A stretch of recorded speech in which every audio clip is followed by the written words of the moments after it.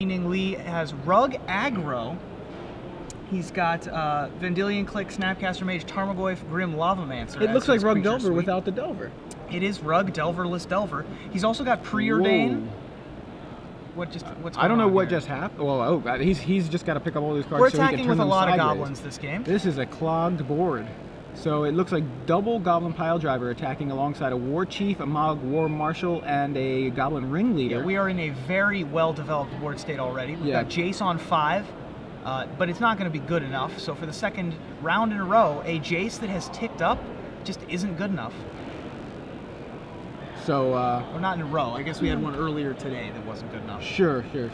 Yeah, I was going to say, I don't think there was a Jace in that last match that I remember. Well, there was a Jace in the bug against... oh, in your last round, is that what it was? Tezzeret was ticking up a lot. The ticking up of Jace was actually very good. Okay.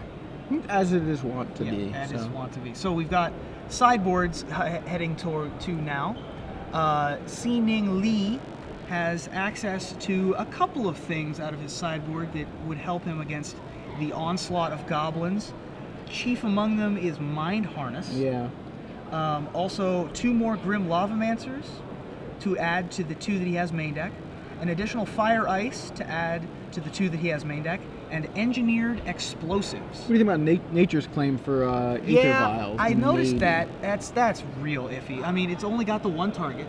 So if you open up with a hand that's got Nature's Claim in it, and your opponent goes, all right, Lackey, go. Never play you Vial. Just wanna, like, come you on. just sort of want to shoot yourself in the head and be like, this was a poor decision all around. Yeah, for sure. Meanwhile, for Jim.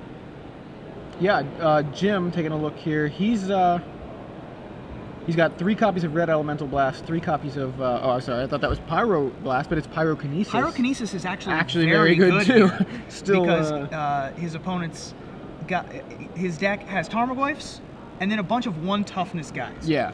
So he'll be able to pick off Grim Lavamancers, Snapcaster Mages, and Vendilion Clicks to be able to force through additional damage. I think that's about it. He's not going to bring in anything else. The rest of his sideboard, Mindbreak Trap, clearly not for this matchup. No. Angel of Despair, obviously not for this matchup. Relic of Progenitus, actually not gonna reasonable. Do it's somewhat reasonable. Like it beats a Goyf, it beats a Lavamancer. If you need to take stuff out, then it's fine. But it's goblins. You don't need to take anything out. Red Elemental Blast, not gonna. Well, maybe the Red Blast is something like he could bring. He does have Jace the Mind Sculptors. Does see Ning Lee, so he can take out Jaces on the way down. But most of the blue spells in his deck are counter spells and cantrips. So, I mean, countering a counterspell when you're goblins is not really, you don't really care about it because you don't really care about any one individual goblin. Sure. You just overwhelm them. Like, maybe it'll help a War Chief resolve, but you've also got Cavern of Souls and Ether Vial, so you don't have a ton of problem letting things resolve. And Crows and Grip obviously will not be coming in. Right. No reason. No targets for that, really. I would anticipate that if he's sideboarding at all for this matchup, Jim is bringing in Pyrokinesis. And they would be coming in for the Sting Scourger, the Tin Street Hooligan, and shave some other cards. Whereas what do you think of the Prospector? The Prospector? Well, the Prospector allows for some very important, like, you get to string Prospector things together. Like, it makes your War Marshals absolutely bonkers. It's just one of those cards that doesn't feel that important. It doesn't feel that important, but it gives you these really explosive draws that let you power out the Siege Gang Commander when you don't have a Lackey or a Ether Vial. It does things that no other card can in this deck. So Jim's going to lead with Ether Vial off of Rishadan Port, but that is going to get Force of Will. And Lee for the turn now has Tarmogoyf, turn 2. And it's a 2/3 with Ether Vial as the artifact. Not something that Tarmogoyf typically chews on as its snack, but you know what? It'll work. It'll work. And now it's a 3/4. Yeah. We've grown to Nivmagus Elemental with a couple counters on its size. We can tangle with a Rock's War Monk and not die. Also a Steel Golem. Also a Steel Golem. So he did bring in the relics. Yeah. And he's going to use it right now. He's going to use it to keep... Oh, I'm sorry. He's just keeping Lee's graveyard empty. Now, it's possible he thinks that C has Nimble Mongoose, for example. Sure. It also yeah. shrinks the Tarmogoyf. Right. There's the Goyf. It is now 2-3. Yep, there's the 2-3. It's a Kurdape now. Yeah. But I mean, that's big actually. Just having the relic, and I feel like the first person I saw using that was Reed Duke in his Land Tax Miracles list, and I tried it against the Rug Delver list, and it feels so good. You're just like empty, empty, empty, and you know, Nimble Mongoose is laughable. Yep. And whenever you need a draw, it lets you draw right. on your opponent's turn for the Terminus. Yeah, for the Miracles, it's incredible. I mean, it's fine here too. It's still gonna shrink C's guys. Cavern of Souls is going to name Goblin, I would imagine. Yeah, I would think so. And he's got a Mog War Marshal. Gets a recruit. Join the club, sir. It's not a standard Goblin token. No, but we can figure out what it is. Looks like Mega Man. It kind of does have like a video game character-esque look. So it does. I can see like a Mega Man looking thing. Yeah. So C trying to figure out where he's going to go from here. He does have red mana now. Looks like he's passing the turn. I think so. And Jim emptying his own graveyard just one card at a time. Yep. To make that.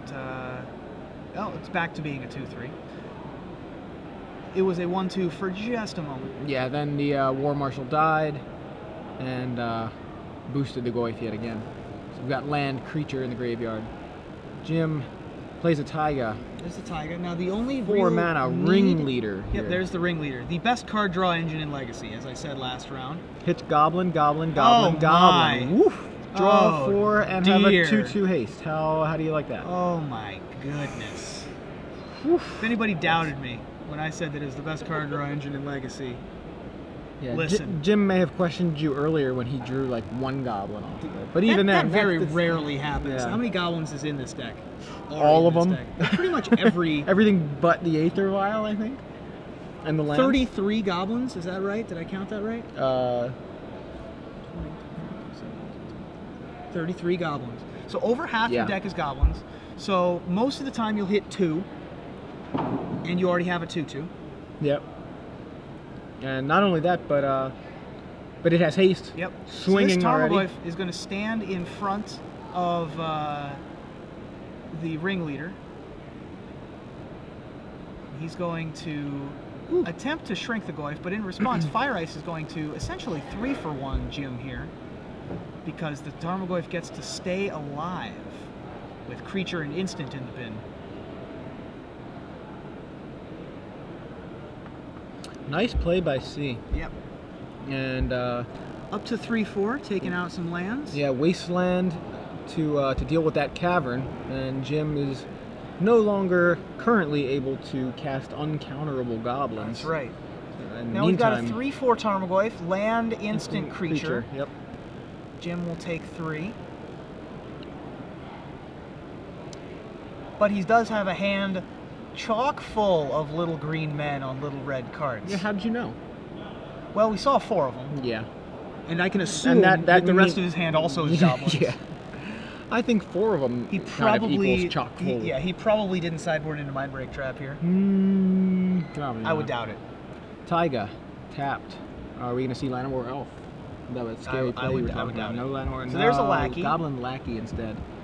Goblin Lackey used to be such a huge card in Legacy. Still good in Goblins, obviously, but I mean, it was a pretty threatening Goblins for card. a long time was the most popular deck in Legacy, which is why combos took off right at the very beginning when Legacy first became a format.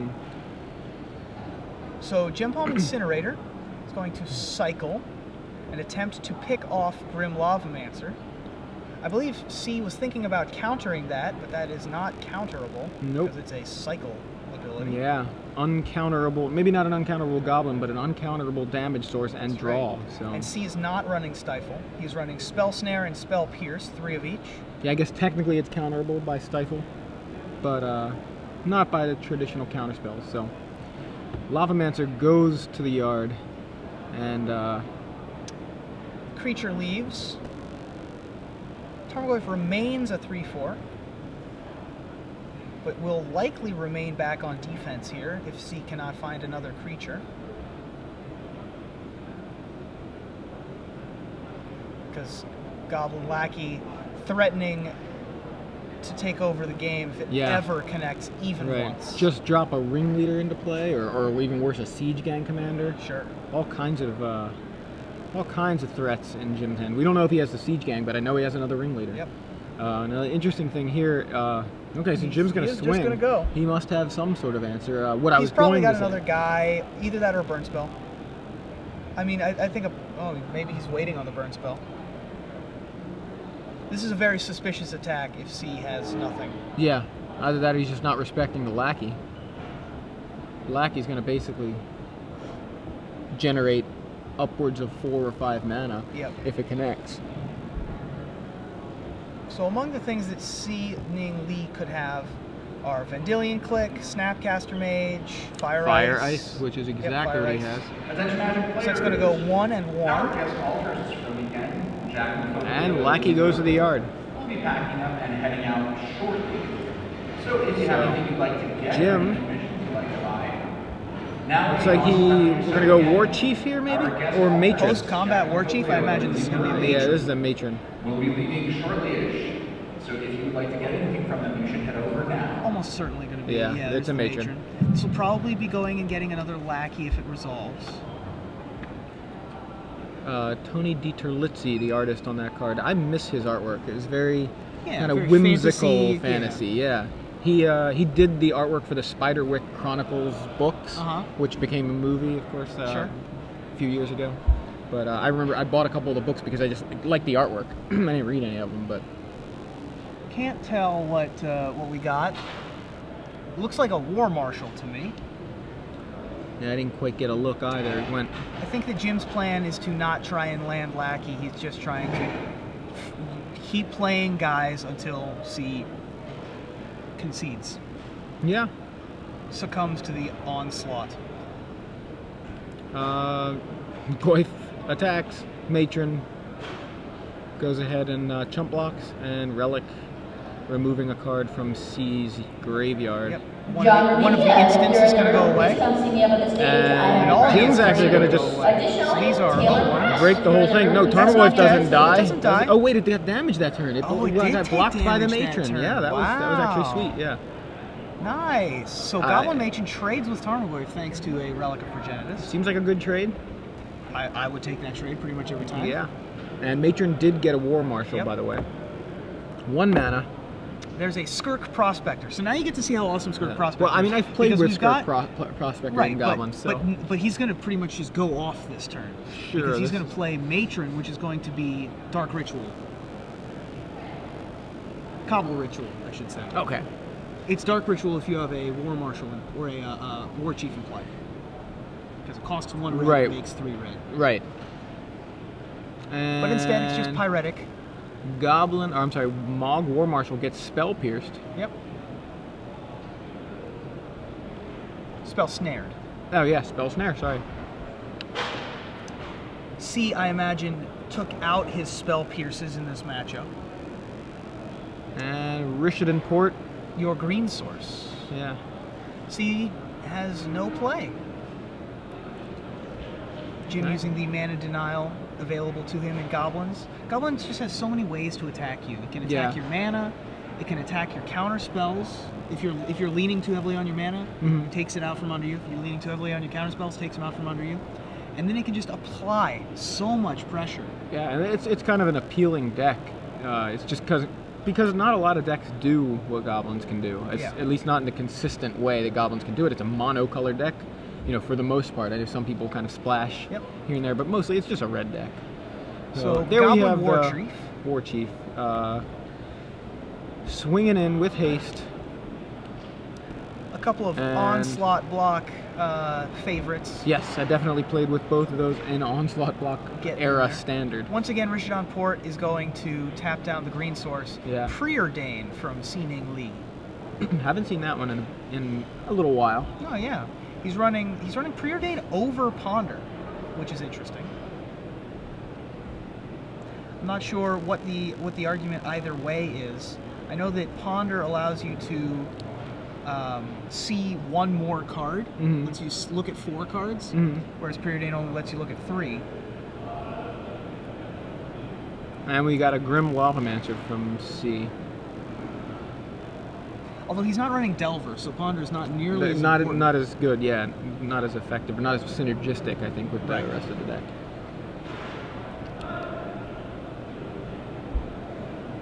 Jim pondering his options without Ponder either. Right. But I do think that in a deck where you're trying to find something specific, Preordain is better, as opposed to, because he's digging for these 2 Jace the Mind Sculptors. He can only really run 2 because his mana is a little clogged. Sure. He's only got so much mana to go around, and he's got Snapcaster Mage, Grim Lavamancer, Jace the Mind Sculptor holding up all of his mana, and so he can dig deeper. And he just doesn't need to stack his library for Delver, which I think is the most important thing. Right. Well, it looks like Matron finds an Incinerator, and the Incinerator I assumed was going to take out the Lavamancer, but it didn't yet. So many Pile Drivers. Ooh, Pile Driver, One of them's going to get countered. Spell Snare.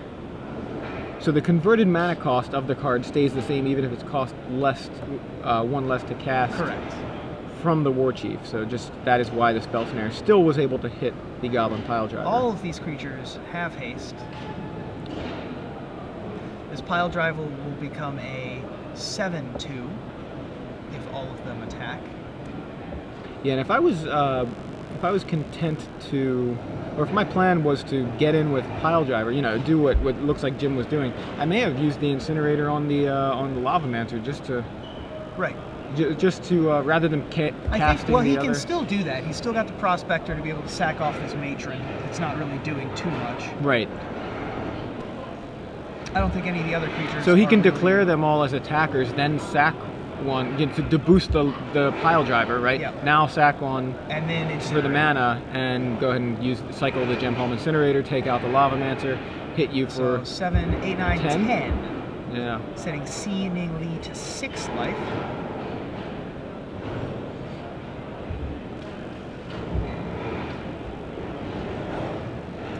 C draws and does not find the droids he's looking for. He did have the green source that turn, though. He did. Did not make use of it. See a bundle of goblins in Jim's hand, along with an Aether Vial. But otherwise, it's just a bunch of goblins. Just a bunch of goblins. I think that... War Chief number 2. Got War Chief number 2. Matron. Matron for free. Not for free, but for red. Close to free. As close to free as you're going to get. I imagine Siege Gang, maybe? No, this is going to go get... Yeah. C says, forget it. I see what's happening here. I see what's going on. So Jim Davis's pile of guys. Yeah. Takes down Seeming Lee's Rug Aggro list. Pile of dudes. 2 games to 0. So Jim Davis is going to move on to the top 8. Excellent. Yeah, I know he was playing for top 8 yesterday with that Black-Red Zombies list, and did not make the cut. He did not make the cut. You know where he ended up? Top 16 still? I believe he top 16, yes. Okay. He had one of the more interesting plays yesterday, which was he just figured out that he couldn't die from 10. His opponent could put him to 1 or 2 about 4 different ways. Right, this is the match that you and I were doing. Yeah, this is the one we were doing yesterday, but he just